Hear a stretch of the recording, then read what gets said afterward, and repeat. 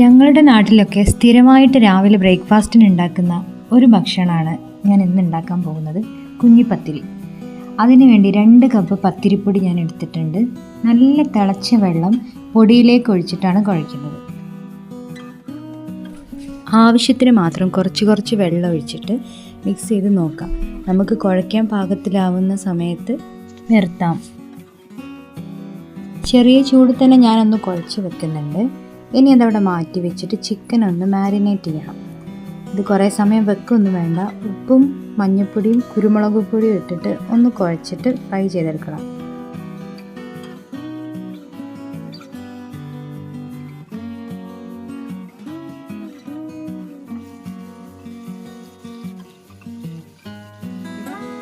ഇത് പൊരിക്കാതെ ജസ്റ്റ് വേവിച്ചിട്ട് നമുക്ക് മസാല ഉണ്ടാക്കുകയും ചെയ്യാം. പക്ഷെ എനിക്കിത് കുറച്ചുകൂടി ഫ്രൈ ചെയ്തിട്ടുള്ളതാണ് ടേസ്റ്റായിട്ട് തോന്നിയത്. ഇനി ഇതേ ഓയിലിലേക്ക് നമുക്കിതിൻ്റെ മസാലകൾ റെഡിയാക്കി എടുക്കാം. ആദ്യം ഇഞ്ചി വെളുത്തുള്ളി പേസ്റ്റ് ഇട്ടൊന്ന് ഇളക്കിയിട്ട് അതിൻ്റെ സ്മെല്ലൊന്ന് മാറുന്നത് വരെ ഇളക്കി കൊടുക്കുക. പിന്നീട് പച്ചമുളക്, ഞാൻ 2 എണ്ണമാണ് എടുത്തിട്ടുള്ളത്. നിങ്ങൾക്ക് എരിവിനനുസരിച്ച് എടുക്കാം. ഇവിടെ ആർക്കും എരിവ് പറ്റില്ല. സവാള ഇട്ട് കൊടുത്തിട്ടുണ്ട്. 2 മീഡിയം സൈസുള്ള സവാളയാണ് എടുത്തത്. അതൊന്ന് നന്നായിട്ട് വാടി വരുന്നതിന് വേണ്ടി ഉപ്പ് ചേർത്തിട്ടുണ്ട്. അതിനുശേഷം 2 തക്കാളി ഞാൻ കട്ട് ചെയ്ത് ഇതേപോലെ ഇട്ട് കൊടുത്ത് ഒന്നുകൂടെ അടച്ച് വെക്കണം. ആ സമയം കൊണ്ട് നമ്മൾ ഈ പൊടി കുഴച്ച് വെച്ച് ഒന്നും കൂടി ഓയിൽ ചേർത്ത് ഒന്നും കൂടി കുഴച്ച് റെഡിയാക്കി എടുക്കണം. ഇനി നമ്മൾ ഇതിനു വേണ്ടി പരത്തുന്നത് ഇപ്പോൾ ഈ വീഡിയോയിൽ കാണുന്നത് പോലെയാണ്.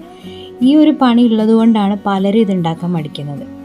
പക്ഷേ ടേസ്റ്റുള്ള സാധനം ആയതുകൊണ്ട് എപ്പോഴെങ്കിലുമൊക്കെ ഉണ്ടാക്കാൻ തോന്നുകയും ചെയ്യും.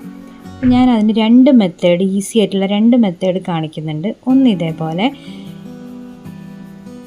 ഉരുട്ടിയെടുത്തിട്ട് കത്തി കൊണ്ട് ഇങ്ങനെ കട്ട് ചെയ്തെടുക്കാം. പക്ഷെ നമ്മൾ ആ എക്സാക്റ്റ് ഷേപ്പിൽ നമുക്ക് കിട്ടില്ല. ഞാനൊരു ഇഡ്ഡലി തട്ട് വെച്ചിട്ട് അതിൻ്റെ മുകളിൽ ഇലയിലാണ് ഇതിടുന്നത്. അപ്പോൾ നിങ്ങൾക്ക് അതിൻ്റെ ഷേപ്പ് ഒന്ന് കാണിച്ചു തരാം. ഈ ഷേപ്പിലാണുള്ളത്, നല്ല റൗണ്ട് ഷേപ്പിലല്ല. അപ്പോൾ എനിക്ക് അതിനേക്കാൾ ഇഷ്ടപ്പെട്ട, ഞാൻ എപ്പോഴും ചെയ്യുന്ന വേറൊരു മെത്തേഡാണ്. ഇതുപോലെ 1/4 ഇഞ്ച് കനത്തിൽ പരത്തിയെടുക്കുക. ഷേപ്പ് നിങ്ങൾ നോക്കണ്ട, ജസ്റ്റ് പരത്തിയെടുക്കുക. എന്നിട്ട് നല്ല വൃത്തിയുള്ളൊരു കുപ്പി ഉണ്ടെങ്കിൽ അതുകൊണ്ട് വീഡിയോയിൽ ചെയ്യുന്ന പോലെ ചെയ്തെടുക്കാം.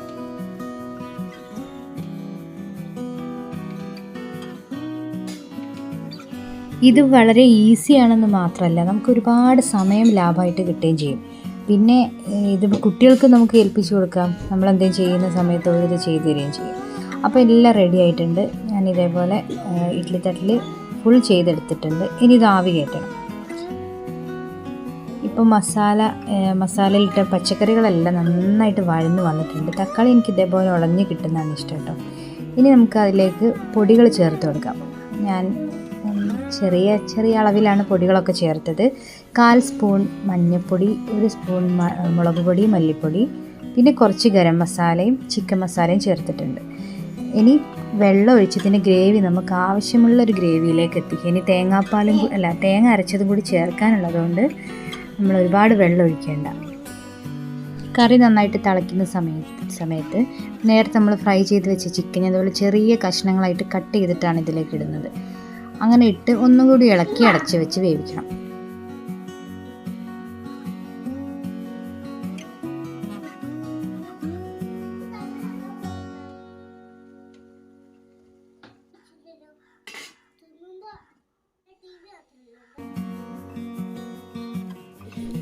ഇനി ആവിയിൽ വേവിച്ച് കഴിഞ്ഞ് ഈ കുഞ്ഞിപ്പത്തിരിയെല്ലാം ഇതിലേക്ക് മസാല നമ്മൾ ഉണ്ടാക്കി വെച്ചില്ലേ അതിലേക്ക് ചേർത്ത് ഇളക്കുക. ഇതിലിപ്പോൾ കണ്ടാൽ നിങ്ങൾക്ക് അറിയില്ല, അധികം വെള്ളമില്ല.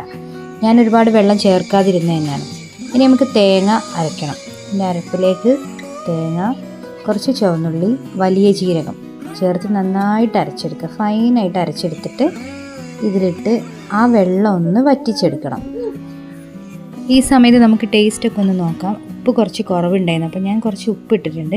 ഇനി കുറച്ച് കുരുമുളക് പൊടി കൂടി ഇട്ടാൽ നമുക്ക് എരിവും ഒന്ന് അഡ്ജസ്റ്റബിൾ ആവും. ഇനി ഇതിൻ്റെ ഫൈനൽ പാർട്ടാണ് ഇതൊന്ന് വറവിടുക എന്നുള്ളത്.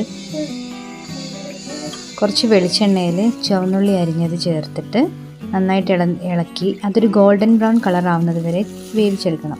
അതിലേക്ക് കുറച്ച് കറിവേപ്പില ഇട്ട് ഞാൻ വറവിട്ടിട്ടുണ്ട്.